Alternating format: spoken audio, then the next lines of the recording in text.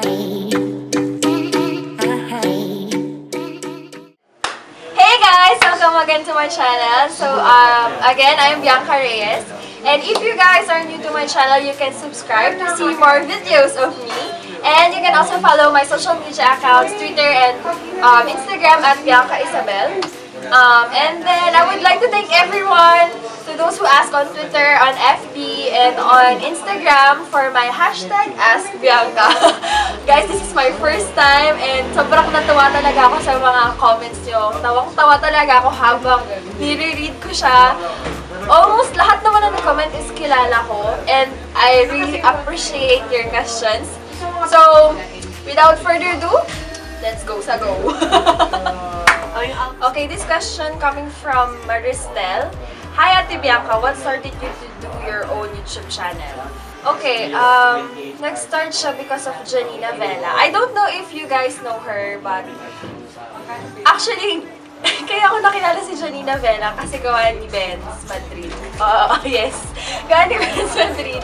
Kaya ako nakilala si Janina Vela sa YouTube. And then nakita ko yung mga videos niya and then I was inspired to do also my own channel. TRYZSCHATZ. Okay, kilala ko siya, si Trezos Shans. Okay? Sabi niya, how do you do your kilay po? Hindi po ako nagkikilay ng... Hindi kasi siya, ayaw ni mommy na galawin yung kilay ko. So, kung ano na yung kilay ko, kinakapalan ko na lang siya using pangkilay. So, ayun, para medyo, kasi hindi naman siya ganun kakapal. And hindi po ako marunong magkilay. Hindi po ako ganun ka-expert magkilay.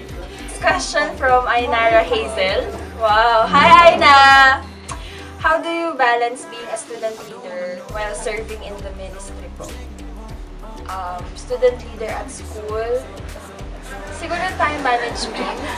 Okay, binabalance ko siya using my time management. Kapag may homeworks na gagawin ng Saturday and Sunday, and then naka-commit ako for practice pag Saturday, tas kakanta sa Sunday. Siguro ginagawa ko na siya Friday evening and then morning ng Saturday. Kasi 12 o'clock ng Saturday, tsaka kami nagpa-practice. So, ganun lang. So, ayun. Okay, next from Kiara Rain _ Hi Ate Bianca, what is your inspiration in life po? Siguro yung yung family. Tsaka si Lord. Tsaka siya yung inspiration. Sila yung nagbibigay lakas for me. Bakit po STEM? Kasi I want to be... Kasi med. And yung med ay naka-align sa STEM, which is Science, Technology, Engineering, and Mathematics. At hindi ka pumunta sa photoshoot natin by Adrian Akira Froilian Panganiban. Bakit hindi ka pumunta sa photoshoot natin? Kuya! Okay, family first. Meron po kaming ginawang something about sa family. And tinamad talaga ako, kuya. Pero pinagsisisihan ko kasi sayang. From Cyril Bartolome Santos. Ate Bianca, would you do a song covers? Hashtag AskBianca. Guys! Matagal ko nang pinaplano yung song covers na yan. Pero, saan ko kaya ilalagay sa time ko? Saan kaya ilalagay sa schedule ko, no? YouTube, ministry, school, organization. Saan yung song covers? Siguro, kapag may equipment na ako, gusto ko kasi talaga makabili ng mic. Para kahit sa bahay lang, doon na lang ako magko-cover.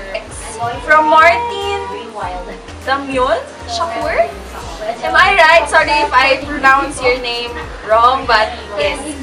Your question is, where would you bury hidden treasure if you had some? Shout out to my YouTube channel at Brightest Liga. Hashtag AskBianca. Where would I bury hidden treasure if I have? Hindi ko siya i-bury. Tatago ko na lang siya sa kwarto ko.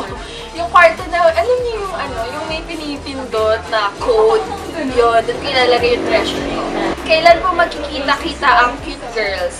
By Brigitte Lorraine Esmen. Hashtag AskBianca.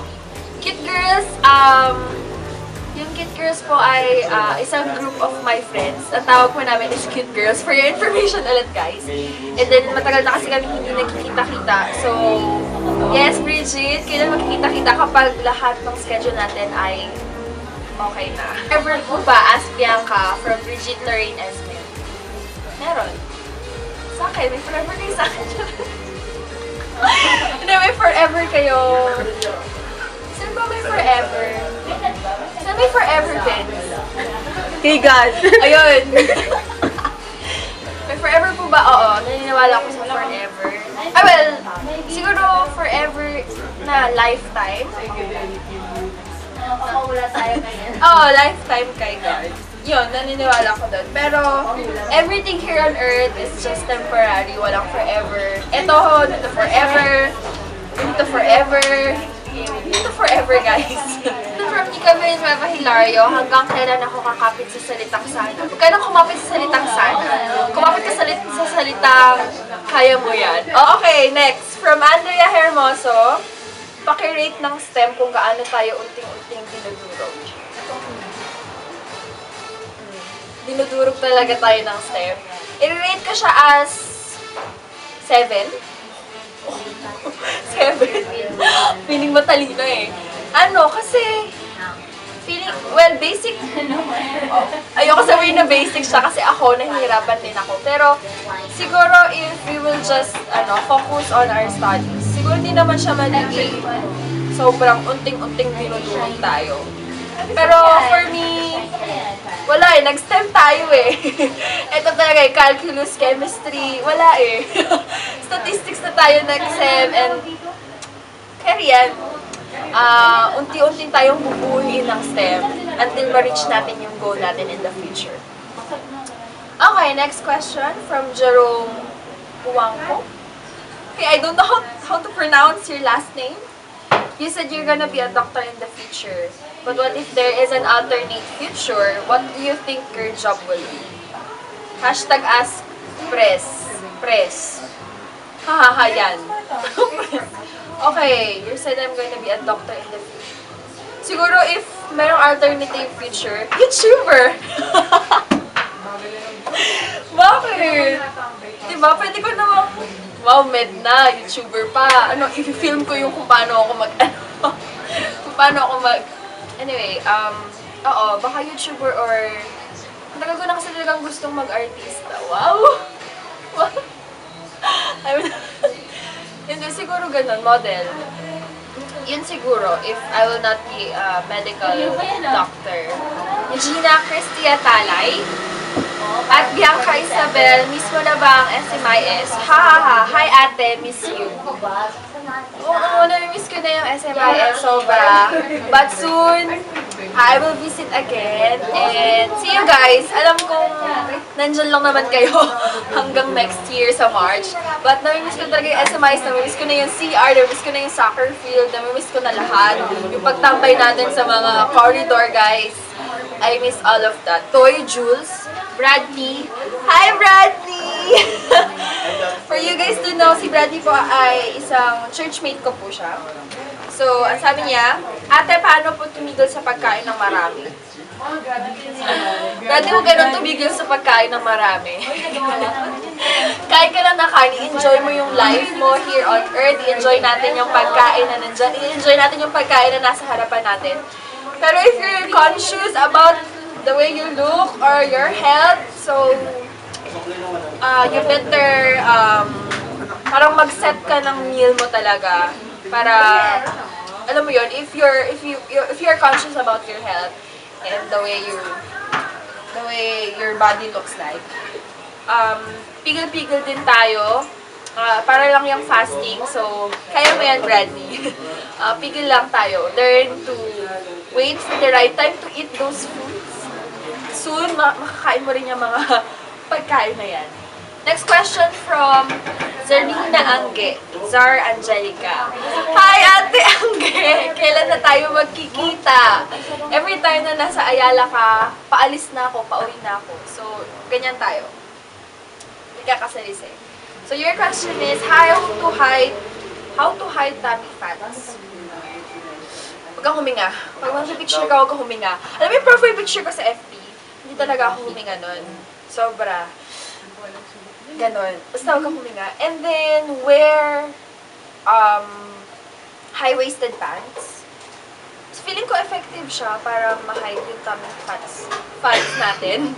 And then, huwag mag-crop top if wala ka naman talagang confidence na, you know, i-expose yung chan mo. Kasi, pangit lang kasi tingnan if you're going to wear a cloth and then you're not confident with that cloth. Or with that, paano yung sinuot mo. So, alam mo yung wear high-waisted pants and then, hinga lang. Huwag kang huminga pala, I mean. Ganun lang. So guys, I hope you enjoyed that video. I hope nasagot ko lahat ng mga tanong nyo and yung ine-expect nyo na answer. Feel ko naman lahat naman ata na sagot ko yung mga tanong nyo. So if meron man akong na-miss, I'm so sorry. I will just answer it through my social media accounts if ever na hindi ko siya nasagot. So thank you guys for watching. I will see you guys soon. And this is Bianca Reyes signing out. We never getting older.